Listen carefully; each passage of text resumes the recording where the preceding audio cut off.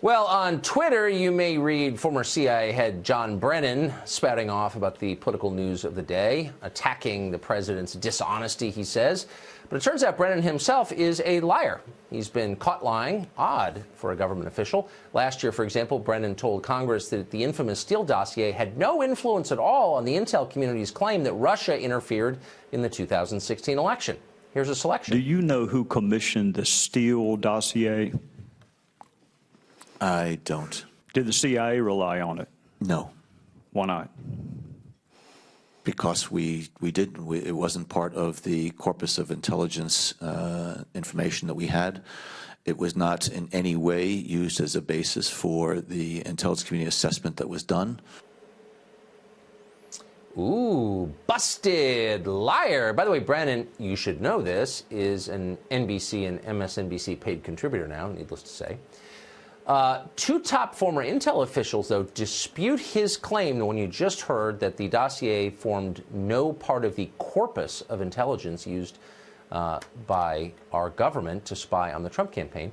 Retired National Security Agency Director Michael Rogers and former Director of National Intelligence Jim Clapper both admit now that the Steele dossier and its Clinton campaign-funded allegations did, in fact, influence the intel community assessment. We knew that, but it's nice to hear it confirmed. Molly Hemingway is senior editor at The Federalist, and she joins us tonight. Molly, I know you've been following this carefully. A lot of these stories seem to lead back to this guy, John Brennan. And you would think, as the former head of the CIA, he's someone you'd be able to trust, but he seems not only a liar, but an inept one. Am I misreading this? We have a problem with multiple heads of intelligence agencies, and that does include Brennan, who has a history of lying specifically about spying on American citizens. So it's difficult to hold him, take him seriously. But we've also had problems with falsehoods being said also by James Clapper, who gave inconsistent testimony about his leaking to the media. And we have also had problems with James Comey himself, whether he understands what a leak is and how he has been involved in it.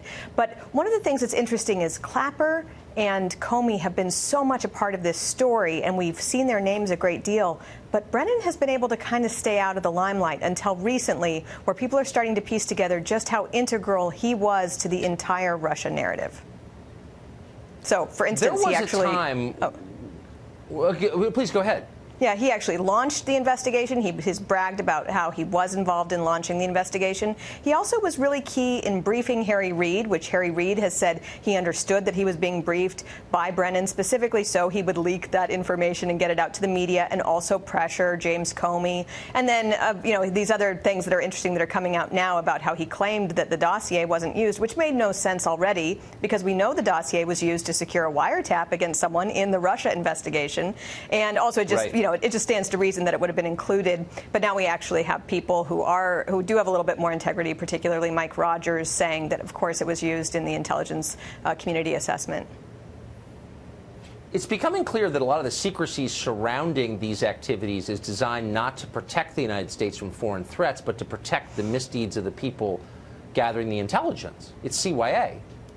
Yes, it does seem that has become a big part of the operation. Whether people got in over their head, whether they were led astray by Brennan and they did things that maybe they shouldn't have done, it does seem that a lot of what we've seen in the last few months is about attempting to keep people from finding out the full extent of what was happening. Today, the New York Times did report, based on just a widespread leaking from people who were involved in the investigation, that yes, people are now admitting they were spying on the Trump campaign in a fairly widespread fashion. It wasn't just Carter Page. It was 4 top officials. They weren't just using FISA wiretaps. They were also using national security letters and human intelligence, at least one human intelligence source. So this is busting wide open, and I think people will start demanding a little bit more in terms of just what the FBI and other intelligence agencies were thinking when they began spying on the political campaign of a major party.